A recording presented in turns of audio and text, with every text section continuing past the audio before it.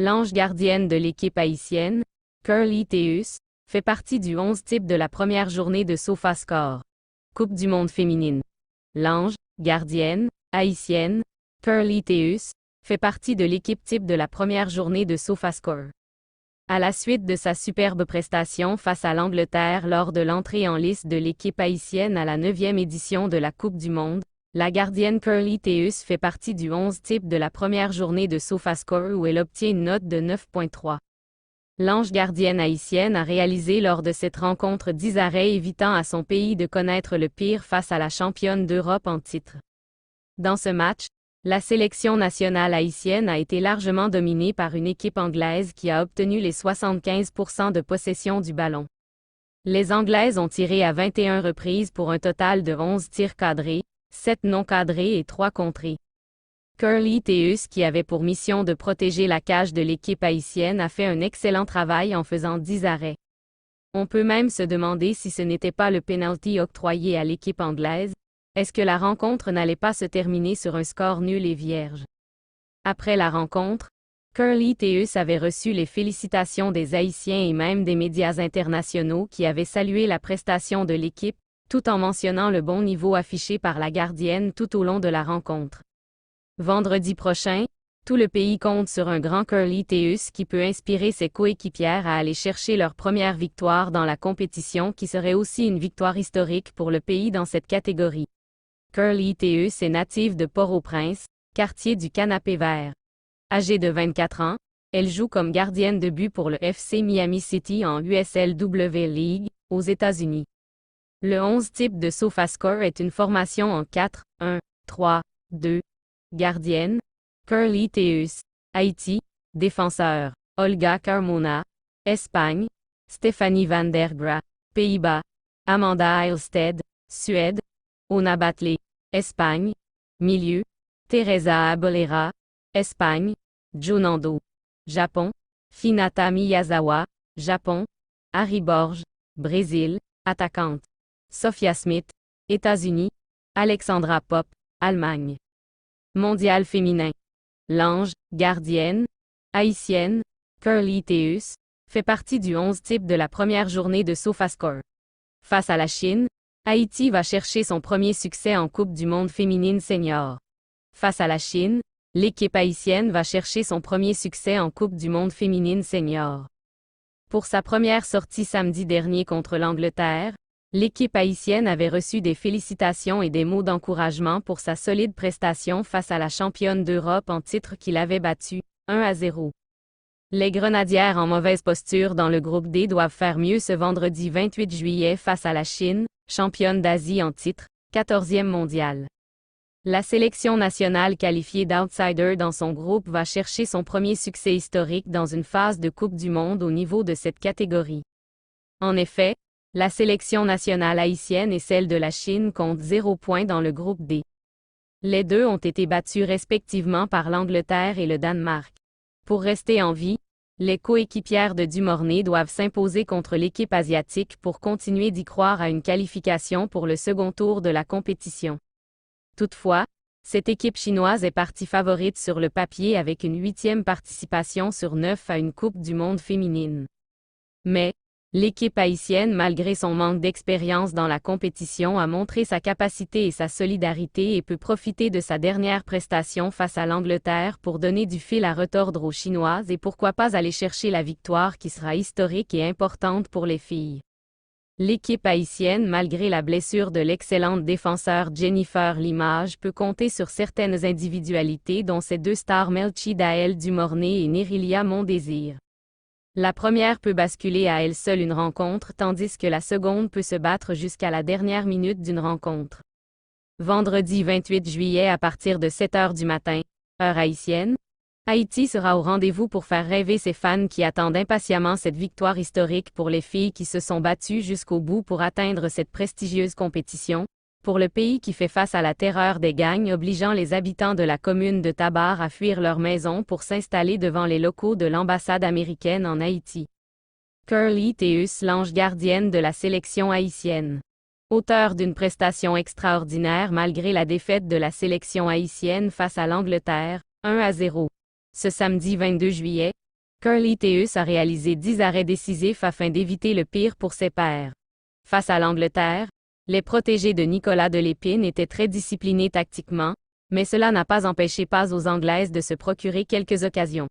Cependant, malgré des occasions, le dernier rempart de la sélection, Curly Theus, était impeccable sur sa ligne. En effet, la grenadière a su montrer sa capacité de placement et surtout elle était très confiante dans les cages. La gardienne du Miami City FC a encaissé l'unique but de la partie sur un penalty tiré une seconde fois après une première tentative stoppée par l'Haïtienne. Avec cette performance, Curly a réalisé son match de référence avec la sélection haïtienne face aux championnes d'Europe en titre. À noter qu'Haïti disputera son prochain match face à la Chine le 28 juillet prochain au Cooper Stadium. Curly Theus, l'ange gardien des Grenadières, l'unique fille de Jean-Claude Theus et de Margaret Deshommes, née le 7 janvier 1999 à Canapé-Vert, est issue d'une famille de 3 enfants, dont 2 garçons. Formée au centre de formation Camp Nou, Curly, qui a gravi tous les échelons au niveau de nos différentes équipes nationales, des juvéniles à seniors, fait figure d'une portière ayant marqué l'histoire du football féminin haïtien sur le plan mondial. Comme ce fut le cas en 2018 avec les moins de 20 ans, c'est elle qui a été le dernier rempart des Grenadières qualifiées pour la Coupe du monde féminine de la FIFA, Australie et Nouvelle-Zélande 2023. Revenons sur l'histoire et le parcours footballistique d'une joueuse atypique ayant, malgré son âge, 24 ans, l'allure d'un globe-trotteur. Curly et Esther Cove lors du passage du trophée de la Coupe du monde en Haïti. L'unique fille de Jean-Claude Theus et de Margaret Deshommes, née le 7 janvier 1999 à Canapé-Vert, est issue d'une famille de 3 enfants dont 2 garçons. Formée au centre de formation Camp Nou, Curly qui a gravi tous les échelons au niveau de nos différentes équipes nationales, juvéniles à seniors, fait figure d'une portière ayant marqué l'histoire du football féminin haïtien sur le plan mondial. Comme ce fut le cas en 2018 avec les moins de 20 ans, c'est elle qui a été le dernier rempart des Grenadières qualifiées pour la Coupe du monde féminine de la FIFA, Australie et Nouvelle-Zélande 2023. Revenons sur l'histoire et le parcours footballistique d'une joueuse atypique ayant, malgré son âge, 24 ans, l'allure d'un globe-trotteur. C'est à l'Académie Camp Nou que Curly Theus a, dès son adolescence, fait ses premières armes. Elle en a profité pour se créer une place de titulaire dans les différentes sélections de sa catégorie. En club, elle a surpris tout le monde en arborant les couleurs de l'équipe de l'Aigle Brillant AC, BR, au détriment des grosses écuries qui, à l'époque, dominaient le championnat haïtien de football féminin. Cependant, par ses qualités intrinsèques, la jeune femme, adulée pour sa rigueur sur le plan disciplinaire, a mis tout le monde d'accord pour qu'elle soit la portière marchant sur les traces de ses illustres aînés, entre autres, Monique Édouard, Montinard Gina, Edney Lemudge ou encore Géralda Saint-Ilus. Avant de se focaliser sur son parcours plein de réussite en sélection, il faut dire que Curly Theus a été, le 17 janvier 2019, 20 ans, la première portière haïtienne, laissant son pays natal pour aller s'engager avec un club étranger, pas n'importe lequel, le Santiago Morning, l'équipe championne nationale du Chili est qualifiée pour la prestigieuse Copa Libertadores de América.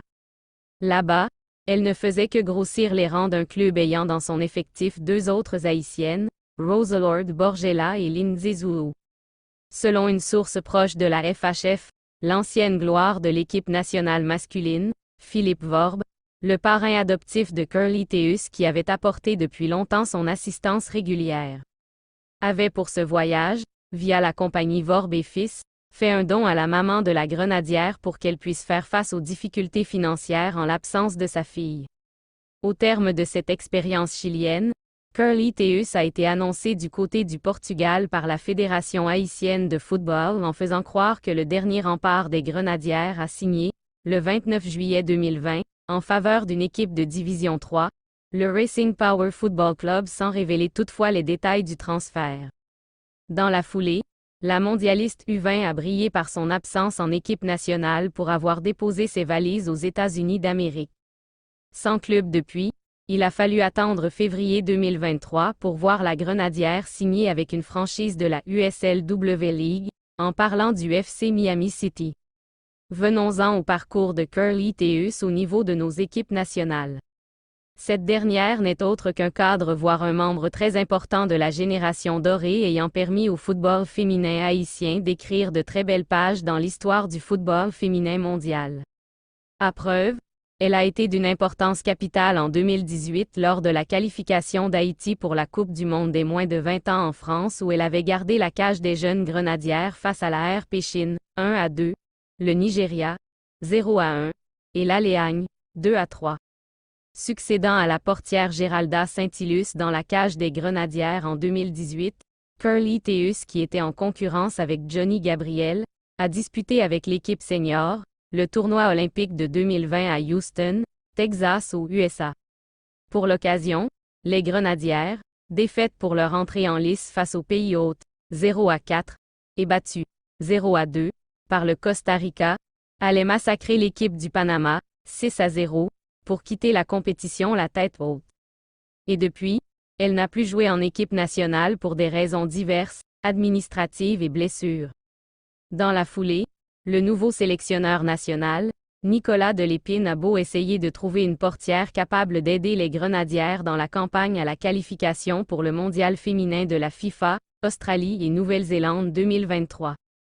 Si Lara Sarah Larco, Madlina Fleurio et Naomi Ambroise avaient occupé ce poste, il a fallu le retour payant de Curly Theus au cours des barrages intercontinentaux, tenus en février 2022, pour voir Haïti battre le Sénégal, 4-0, et Chili, 2-1, pour valider son billet pour le mondial océanien. En 2018, Curly Theus a été nominée pour la distinction individuelle de meilleure gardienne de la CONCACAF, et ce, après avoir largement contribué à la qualification de la sélection haïtienne féminine U20 pour la Coupe du monde, en France. 5 ans plus tard, au cours d'une cérémonie organisée à North Miami en honneur de la sélection féminine haïtienne senior pour le mondial océanien, la portière titulaire des Grenadières, présente pour cet événement du mois de mai, baptisé Haitian Heritage Month, a reçu une plaque d'honneur décernée par le maire Alix Desulmé. Si Haïti n'avait aucune garantie de remporter la Coupe du monde féminine de la FIFA, Australie et Nouvelle-Zélande du 20 juillet au 20 août, Curly Theus, accompagnée de Sterikov Joseph, avait eu le privilège et la possibilité d'accueillir le trophée du mondial océanien lors de son passage en Haïti le 15 avril dernier avant d'aider ses coéquipières qui auront à jouer en phase de poule contre les équipes de l'Angleterre, de la RP Chine et du Danemark. Tout compte fait, Curly Theus, si elle arrive à jouer les 3 prochains matchs des Grenadières lors de la Coupe du monde océanienne, fera son entrée dans un monde à part en devenant la seule portière, incluant les garçons, comptant 6 rencontres dans son palmarès dans l'histoire de la Coupe du monde.